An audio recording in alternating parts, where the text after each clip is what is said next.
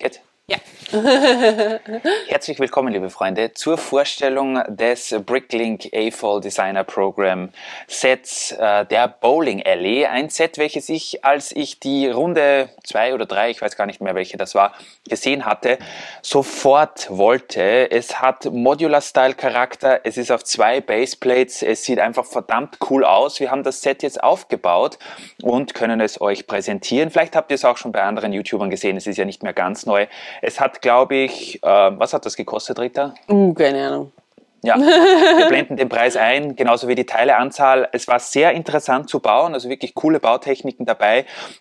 Es ist zwar sehr flach, aber dafür sehr breit. Und ich meine, Rita, fang mal ein bisschen die Außenfassade ein. Wie cool ist das Gebäude, bitte? Ja. Ich liebe diese Bowling-Pins hier, auch den Eingang, der ist total schön gestaltet. Auch hier mit diesen kleinen, ja, allen möglichen Details. Das ist wirklich, wirklich schön. Ihr müsstet Rita sehen, wie sie filmt. Sie liegt am Boden und hält die Kamera so wie wenn sie ein Scharfschützengewehr in der Hand hätte. Ja, super. Wie beim Biathlon. Genau so, ja. Ja, das ist, weil das Gebäude so niedrig ist und weil man da echt schauen muss, dass man das gut einfangen kann. Das Schild hier, es sind zwar leider Sticker hier bei dem Schriftzug, aber das finde ich auch total schön gestaltet und passt einfach wirklich, glaube ich, in jede Lego-Stadt, die man sich nur vorstellen kann. Vielleicht nicht in die Weltraumstadt von Stein im Weltall, Timo, Grüße gehen raus, aber sonst, glaube ich, kann man das unmodifiziert so als solches in jede Stadt stellen. Es sieht auch von den anderen Blickwinkeln her ganz cool aus. Ich möchte auch im Weltall nicht unbedingt Bowling spielen. Ich glaube, dass das sehr gefährlich wäre, wenn da die Bowlingkugel in der Schwerelosigkeit entgegenkommt.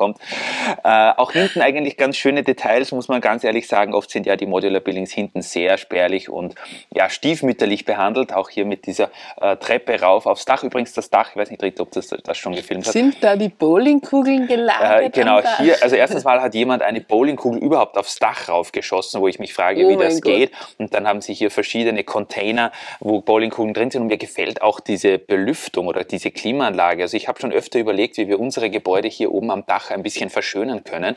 Und das ist echt cool gelöst. Eigentlich mit sehr einfachen Teilen.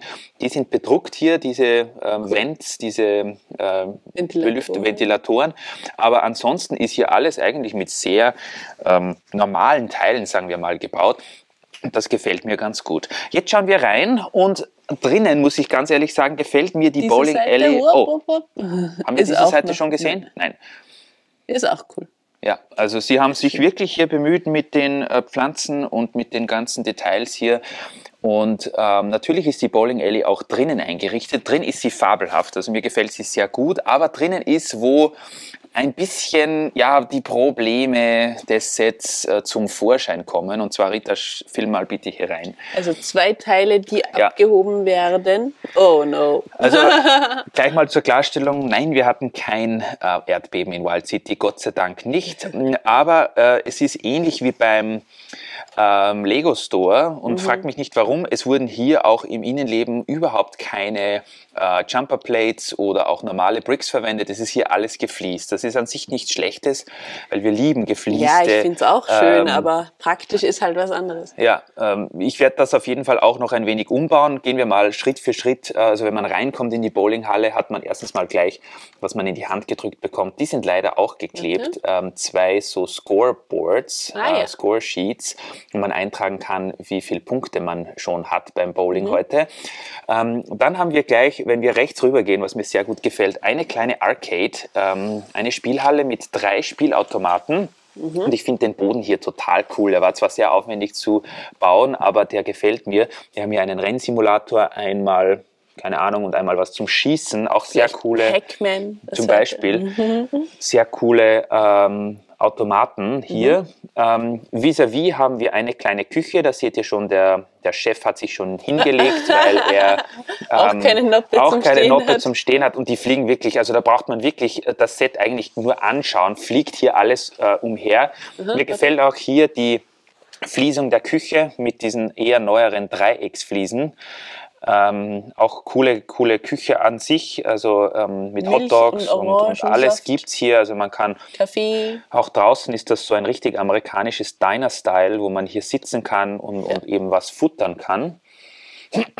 Ich versuche das hier alles einzufangen, ohne dass ich alles niederreiße, aber ich glaube, das funktioniert schon recht gut. Ja. Der Müllsack ist auch cool, der in der Ecke liegt. Ja, der fliegt eben auch herum. Und genauso, vielleicht wurde auch der Koch vom Müllsack erschlagen. Oh no.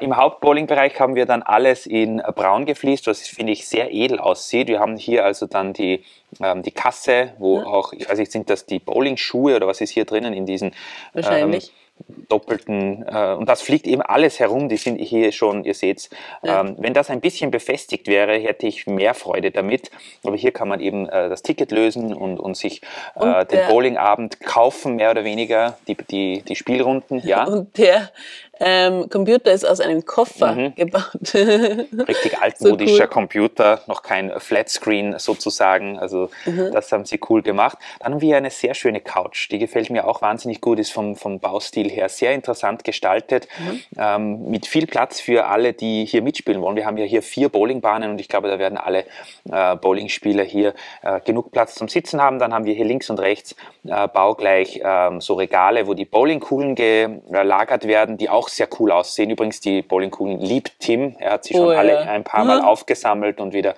reingeschmissen. Unter Beobachtung. Ja, wir müssen das ja aufpassen, dass er die nicht schluckt, aber die sind natürlich sehr interessant. Und dann haben wir eben hier 4 Bowlingbahnen, die auch gefliest sind. Ich liebe hier dieses Design von diesem Ball-Rückhol-Mechanismus, wo die Bowlingkugeln wieder zurück zu den Spielern transportiert werden. Und auch hier, das lässt sich übrigens auch rausnehmen, diese Anlage hier, wo dann steht, wie viele Pins man umgeschmissen hat. Und so sieht das eben unten dann aus. Und ihr seht schon, die Idee ist, dass man hier diese Pins hier aufstellt. Und ihr könnt euch denken, das ist schon, wenn man die aufstellt, sehr eine große Herausforderung. Und beim kleinsten Rüttler fallen die eben um. Jetzt sind sie stehen geblieben, aber... Weil ich die Hand auf dem Gebäude habe. Weil Rita aufs Gebäude draufhält. Dann hätte man noch hier, das ist glaube ich zum Arrangieren der Pins, hätte man hier noch so ein Dreieck. Ich habe zuerst geglaubt, das ist zum Billardspielen, aber das ist zum richtig Hinstellen der Pins. Also ich würde jetzt vorschlagen, dass wir hier ein paar der Fliesen rausreißen und hier noch Jumper Plates und normale Plates reinbauen.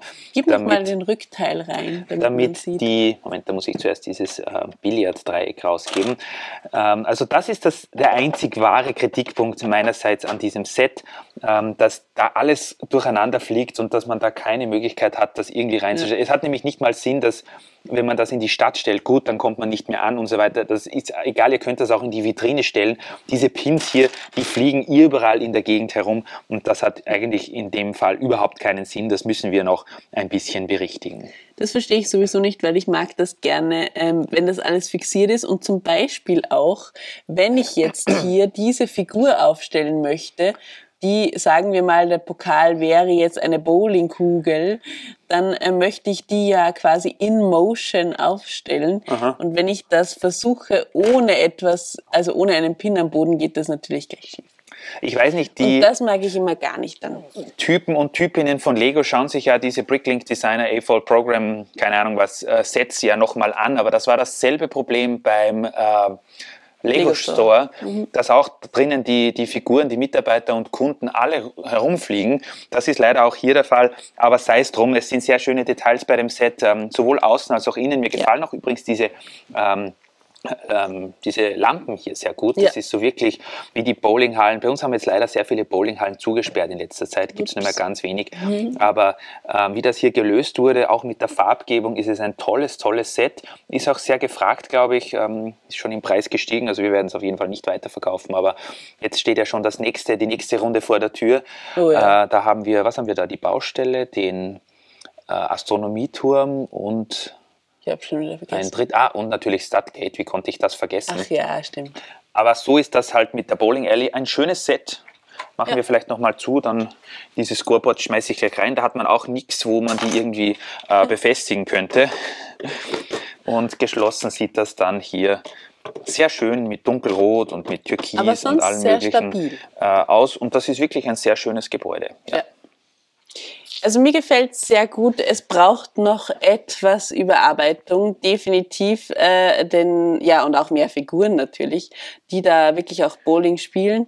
Aber ich finde, ohne ohne Noppen hat das alles hier keinen Sinn. Ganz richtig. Aber wir haben ja ein paar Ersatzteile und werden das umbauen und dann sieht das megamäßig aus. Wo es in die Stadt hinkommt, vielleicht habt ihr das letzte Video gesehen, vielleicht hinten dort bei der Arcade. Bei der Spielhalle, wo die Monorail-Station ist. Ich glaube, dort wird es ganz gut aussehen. Ansonsten werden wir mal schauen und melden uns dann wieder, wenn es ein Update dazu gibt. Genau.